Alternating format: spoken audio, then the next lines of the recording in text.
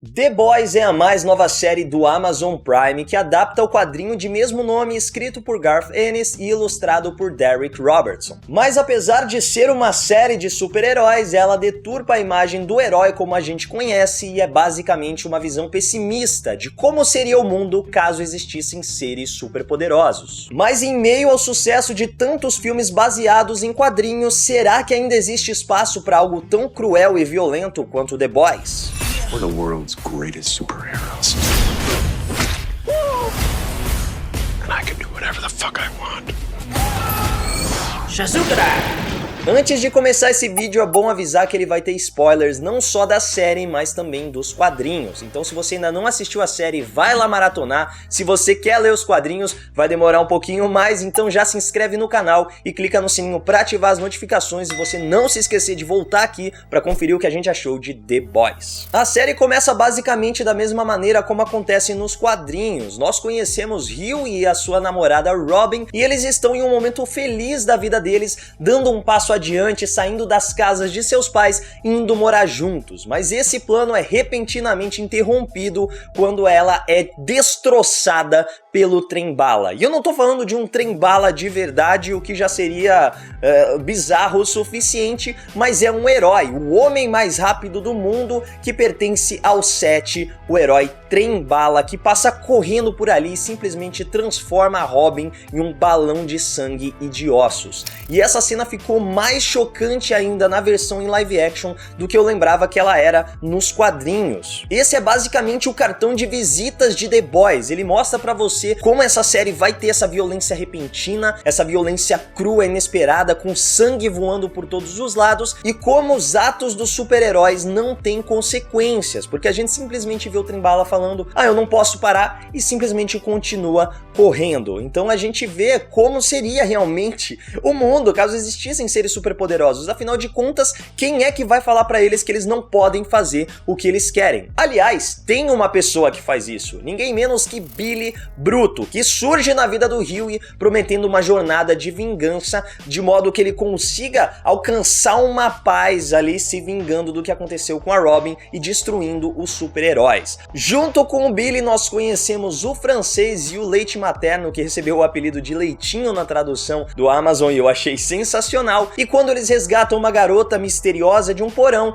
está completa a equipe e esses são os rapazes, The Boys. Nos quadrinhos eles são uma equipe financiada pela CIA, meio que mantida por baixo dos panos e mantém os heróis na linha. Quando eles passam um pouco dos limites, os rapazes são chamados ali para meio que resolver toda a situação. Aqui na série a gente vê não só essa diferença, mas muitas coisas que mudaram. Eles estão tentando voltar ativa, a gente percebe que teve uma missão antiga que deu errado, justamente por isso o grupo foi desmantelado, a CIA não quer mais envolvimento com eles, mas eles estão ali meio que agindo por conta própria e tentando voltar ativa e mostrar como o mundo precisa dos serviços deles, porque os heróis são um bando de babacas. Mas os heróis são tão babacas assim? O que realmente acontece nessa realidade para que eles precisem ser contidos, para que exista um grupo que tenha que manter a ordem entre os super-heróis? Porque teoricamente a gente vê e fala, não, eles são o ápice da justiça, o ápice da bondade. Mas aqui as coisas são bem diferentes. O principal grupo de super-heróis, os Sete, são mantidos pela Vault, que é uma corporação multimilionária que mantém os direitos de imagem dos super-heróis. Então, além de ter a equipe realmente atuando para eles, né, defendendo os interesses da corporação, salvando o mundo, salvando as pessoas, passando essa ideia de que eles são ícones de justiça, eles também atuam nos filmes, em documentários, fazem comerciais. Então a gente tem esse lado corporativo dos heróis sendo apresentados também em The Boys. E isso é muito bacana, eu sinto que a série conseguiu trabalhar muito melhor esse lado corporativo, esse lado político do que acontece nos quadrinhos. Tem gente que é fã também do lado político de The Boys nos quadrinhos, mas nunca foi o forte pra mim. Eu sempre gostei mais de ver a bizarrice, como o Garth Ennis encara o universo de super-heróis como algo sujo, como algo pesado, e isso a gente vê em várias das obras dele. Mas os Sete são basicamente uma sátira à Liga da Justiça, em que a gente tem ali o Capitão Pátria, que seria basicamente o Superman, a Rainha May Maeve como a Mulher Maravilha, o Profundo, que é uma óbvia paródia ao Aquaman, inclusive o modo como ele é tratado como uma piada dentro do próprio grupo e para as outras pessoas, que encaram ele simplesmente como uma aberração. Mas ainda assim, existem alguns heróis que querem fazer a diferença. Nesse primeiro arco aqui, né, nessa primeira temporada, a gente viu apenas a Starlight, a Luz Estrela, Annie January, que surge como uma garota do interior do país que se une ao Set e logo descobre toda a sujeira que existe para se manter ali entre a elite dos super-heróis. Fora isso, existem outros pequenos grupos que a série não se aprofunda tanto, mas que nos quadrinhos a gente conhece melhor, mas vê que não existe mesmo um grupo que é 100% bondoso, uma galera que quer salvar o mundo a partir do momento em que eles são corrompidos pelo poder, e aí não só o poder físico, mas o poder aquisitivo, o poder de poder fazer o que quiser sem ter represálias, sem ninguém ali para conter o que eles querem. Aí o ser humano, né, o super-herói ali no caso, se solta e realmente mostra quem ele é. Essa primeira temporada pegou algumas coisas que aconteceram no primeiro arco de The Boys, tem até algumas coisas do final, mas basicamente ela conseguiu pegar a essência do que existe nos quadrinhos e adaptar isso de uma maneira original. E é assim que eu acho que uma adaptação bem feita deve fazer, porque a gente tem os mesmos conceitos dos quadrinhos, a gente tem a mesma ideia, a mesma mensagem que o Garth Ennis queria passar nos seus quadrinhos, estão aqui nessa série. Só que basicamente tudo foi mudado para ser apresentado em uma nova mídia. Então nessa mudança a gente perdeu alguns elementos, o Bulldog Terror, por exemplo, que é um personagem que a galera adora dos quadrinhos, apesar de ser muito bizarro, não foi adaptado para a série. A gente tem um flashback ali em que ele aparece, uma menção ali quando o Billy abre o porta-malas do carro e tem alguns brinquedinhos de cachorro, até o Hugh até pergunta se ele tem cachorro. Então eles foram colocando referências de algumas situações, de alguns personagens que existem nos quadrinhos, mas muita coisa não foi adaptada. É claro que pro fã hardcore que queria ver tudo ganhando vida em live action, pode ser uma decepção, mas eu não senti isso, eu senti que foi uma forma deles darem vida a essas coisas que não funcionariam nessa mídia, mas que de alguma forma estão ali sendo citadas. E mesmo com essas alterações, mesmo tirando alguns personagens, a essência de The Boys ainda tá lá. Inclusive eu senti que algumas coisas ficaram melhor trabalhadas na série, por exemplo, o relacionamento entre o francês e a Kimiko, que nos quadrinhos é chamada de a mulher, a fêmea. Como eu já falei, nos quadrinhos o grupo já tá estabelecido, a gente já começa entendendo que eles são uma equipe, que eles atuam juntos há muitos anos, eles confiam uns nos outros, tem todo esse relacionamento bem consolidado lá nos quadrinhos, enquanto aqui a gente vê como isso começa a ser desenvolvido. Claro, o trio ali, né, o Leitinho, o francês e o Billy, eles já se relacionaram antes, eles inclusive já têm os seus traumas ali, um não quer trabalhar com o outro, um tem uma picuinha com o outro ali e tal, mas eles se conhecem. Agora o Hugh, né, e a mulher que chega, a Kimiko, eles vão se ajustando a um grupo que já existe, que já é completamente desequilibrado. E eles vão ficando desequilibrados junto ou tentando acrescentar um pouco mais de coerência ali para aquela equipe. Então é muito legal ver como cada um tem uma função ali dentro. Isso acontece nos quadrinhos também, mas eu acho que na série conseguiu ficar ainda mais claro. Mas o que a gente não conseguiu sentir foi o Billy se importando com as pessoas do grupo. Nos quadrinhos isso fica muito mais claro. Apesar da personalidade do Billy, apesar do jeitão do Billy ali, o objetivo dele ser o mesmo. O Billy coloca a vingança, a jornada pessoal dele, acima de qualquer coisa. Ele não se importa em usar as pessoas, em usar os amigos, em mentir pros amigos, mentir pros inimigos, passar pro lado de lá meio que, eu só tô fazendo uma missão, mas essa missão é importante que eu faça isso. Então o Billy, ele não mede esforços para alcançar o objetivo dele. E isso acontece nos quadrinhos também, só que como a gente tem várias edições para desenvolver o relacionamento entre os personagens, você sente eles muito mais unidos, você consegue acreditar muito mais que o Billy faria qualquer coisa pelos seus amigos para chegar na hora H e ele trair todo mundo. Então, quando isso acontece na série, quando ele já vai mentindo para uma pessoa, vai mentindo para outra, vai fazendo as suas artimanhas para chegar no seu objetivo final, você não consegue mais se afeiçoar tanto ao personagem. Eu adoro o Billy dos quadrinhos, tanto é que quando as coisas vão acontecendo, você vai vendo como ele realmente não se importa com as pessoas, você vai ficando chocado junto com os personagens dos quadrinhos. E aqui, quando vai acontecendo, você acha natural, porque desde o começo ele não tem essa relação mais próxima com nenhum dos personagens ali. O Karl Urban mandou bem demais como Billy. Billy. Na verdade, todos os atores estão bem confortáveis no papel, até o Jack Quaid, que todo mundo queria o Simon Pegg, e a gente teve a surpresa do Simon Pegg ser o pai do Hugh na série, que foi sensacional. Dava pra ser o Simon Pegg, né? Mas, ok, o Jack Quaid também mandou bem demais como Hugh. Aliás, eu gostei muito da transformação do Hugh. No começo, ele realmente passa essa ideia de é um cara inofensivo, é um cara acuado, é um cara que não sabe como proceder diante das situações,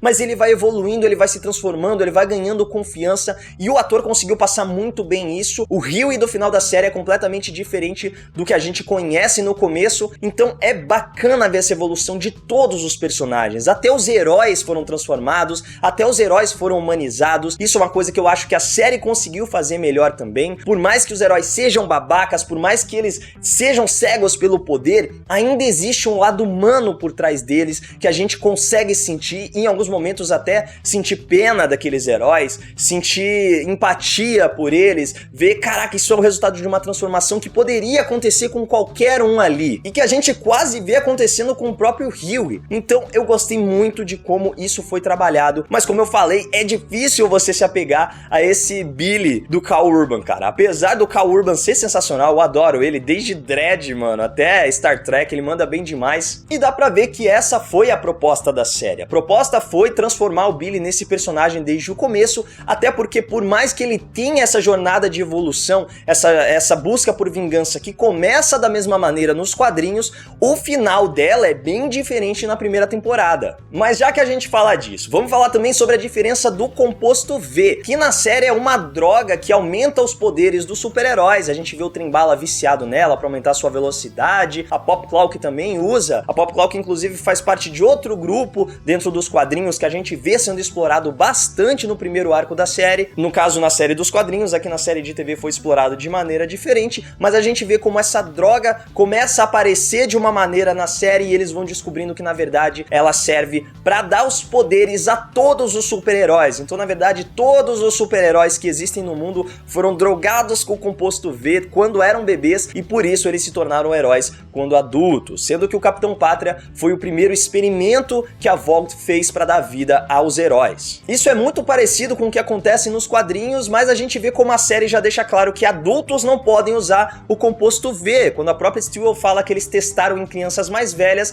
e o resultado não foi nada favorável. E isso já exclui o que acontece nos quadrinhos, porque muitas vezes os rapazes batem de frente com os heróis na porrada mesmo, o que não dá pra acontecer na série porque os heróis são muito mais poderosos. Mas para que isso aconteça nos quadrinhos, eles têm que usar o composto V também. Então, os The Boys dos quadrinhos usam composto V neles mesmos para ficarem mais fortes, mas o uso do composto V a longo prazo pode acabar dando poderes permanentes para eles também. Na série, a gente vê o Capitão Pátria dando o composto V para terroristas, o que já inclui um plot totalmente novo ali, dá uma reviravolta muito bacana. Aliás, toda a relação do Capitão Pátria com a Vought, com a Steel é muito diferente, é tudo novo, né, nessa questão, até porque o Steel é um cara nos quadrinhos, então ele tem um relacionamento completamente diferente com o Capitão Pátria. É bizarro o modo como isso é desenvolvido na série. A gente vê como quando começa a aparecer, você quase acha que o Capitão Pátria tem uma visão materna da Steel, né? E talvez justamente por isso, aliás, talvez não, né? É exatamente isso que acontece. O que o Capitão Pátria quer é uma figura materna. Ele busca na Steel uma figura materna. E ela sempre cuidou dele. Então justamente por isso ele tem esse apego por ela, ele se sente próximo dela. Mas ali, quando surge o bebê, quando surge o filho dela, ele já vê um competidor. Então ele pensa, agora ela tá dividindo a atenção entre a minha imagem, entre cuidar de mim e cuidar dessa criança. É por isso que ele tem esse ódio pelo bebê. Não é que ele odeia crianças, ele odeia a criança chorona. Ele odeia especificamente aquela criança porque é por causa dela que a atenção da Steel tá dividida. Só que essa relação vai se desenvolvendo de maneira bizarra até que vocês estão ligados. Mas ainda assim, isso foi um modo de humanizar o Capitão Pátria, de mostrar. Ele foi criado como um rato de laboratório. Ele foi criado sendo injetado, ele foi criado dentro de uma sala com vidro e essa era a atenção que ele tinha. Esse era o contato que ele tinha com carinho, com afeto. Era o máximo que ele tinha, um cobertorzinho e alguém olhando pela janela. Então quando ele teve alguém que começou a cuidar dele, ele depositou todo o amor, tudo o que ele achava que sentia, que eram sentimentos, nessa pessoa. E é por isso que esse relacionamento dele com a Steel é tão conturbado, é tão bizarro, e é dele que o Billy se aproveita para tentar destruir, para tentar atingir impedir o Capitão Pátria de alguma maneira. Mas por quê? Vamos lá. O que aconteceu pro Billy ter esse ódio pelos super-heróis, pra ele liderar os rapazes? Ele acredita que a sua esposa, Becca, foi violentada pelo Capitão Pátria e justamente por isso ela está desaparecida há 8 anos. Ele não sabe se ela simplesmente tirou a própria vida ou se a Vogt deu um jeito de sumir com ela justamente porque isso aconteceu. Nos quadrinhos é basicamente a mesma coisa, só que a gente tem uma resolução dessa situação. A Becca foi estuprada, a esposa do Billy foi estuprada pelo Homelander, né, pelo Capitão Pátria, só que ela deu à luz a uma criança com superpoderes. No momento em que essa criança nasceu, ela acabou matando a mãe com os raios que ela soltava pelos olhos e o Billy teve que sufocar a criança até a morte. É chocante, é bizarro, é um dos momentos mais chocantes de The Boys, e ó que a gente tá falando de coisas absurdas que acontecem nessa revista, mas isso dá um ponto final pra essa situação. Na série, pelo contrário, a gente descobre no final, no grande plot twist, que a Becca teve um relacionamento consensual com o Capitão Pátria. Ela ficou grávida realmente, como acontece nos quadrinhos, mas a Vogt protegeu ela basicamente em uns programas de proteção a testemunhas e ela tá levando uma vida alheia a tudo que tá acontecendo, longe do Capitão Pátria, longe do Billy também. Mas o Capitão Pátria descobre todo esse esquema e leva o Billy pra lá depois deles matarem a Steel e provavelmente o bebê rodou junto, gente. Sinto muito pelo bebê, mas não dava não. E é aí que as coisas começam a ficar muito interessantes, até pra quem não lê os quadrinhos, porque isso é uma trama completamente nova. Então daqui pra segunda temporada, a gente não sabe o que pode acontecer. Nos quadrinhos, a gente descobre que na verdade não foi o Capitão Pátria quem estuprou a esposa do Billy, mas sim o Black Noir. Quando a gente descobre que o Black Noir é um clone do Capitão Pátria que faz todas essas ações sujas que a gente acreditava que era o líder do set que estava fazendo. E eu tô falando isso pra vocês porque agora eu não sei se eles vão adaptar isso dessa maneira. A gente já viu que realmente foi o Capitão Pátria que fez aquelas coisas, até porque foi um relacionamento consensual. Então eu não sei mais nem se eles vão adaptar essa história do Black Noir ser um clone do Capitão Pátria. Mas algumas coisas que foram sendo plantadas ali já servem pra gente perceber que algumas coisas dos quadrinhos vão ser trazidas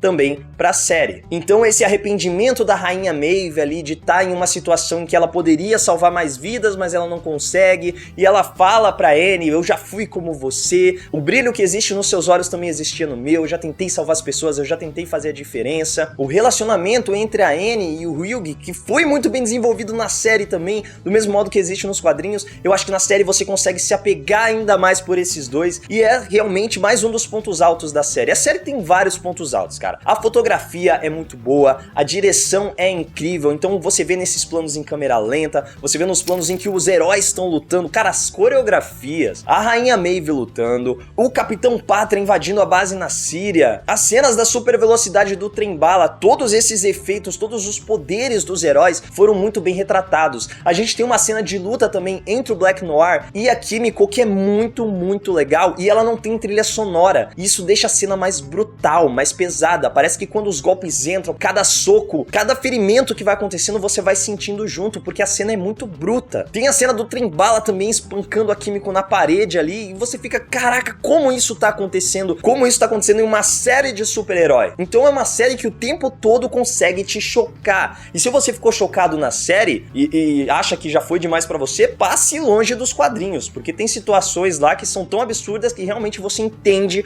porque elas não foram adaptadas pra série. Mas ainda assim, sem essas coisas que chocam, sem a violência, sem o sexo brutal que existe nos quadrinhos e que não foi adaptado pra série, ainda assim você consegue sentir a mesma mensagem que existe nos quadrinhos. Então, pra mim, The Boys é uma adaptação sem falhas. A gente tem as referências do que a gente sente falta, o que gostaria de ver nessa primeira temporada. Existe espaço na segunda temporada para que muitas coisas dos quadrinhos que a gente ama possa ser adaptado, e a partir de agora é tudo uma surpresa, é tudo uma novidade. Outra coisa que vale elogiar é o humor da série. O Seth Rogen sabe fazer muito bem esse humor desconfortável que você não sabe se você ri, se você desvia o olhar da tela. Então a gente tem várias situações assim que são bizarras. A própria situação no começo da série de colocar uma bomba no traseiro do Translúcido, eles carregando o corpo do Translúcido invisível, dois caras colocando nada no porta-malas de um carro, é muito engraçado. No final o Hugh com um aparelho preso. Então são essas coisinhas assim que, cara, tipo, É ridículo isso, é ridículo. Mas você não consegue parar de dar risada de tão ridículo que é. O modo como a violência foi trabalhada, que não foi simplesmente fútil, foi pra realmente mostrar, dar ênfase no modo como o comportamento dos heróis é absurdo.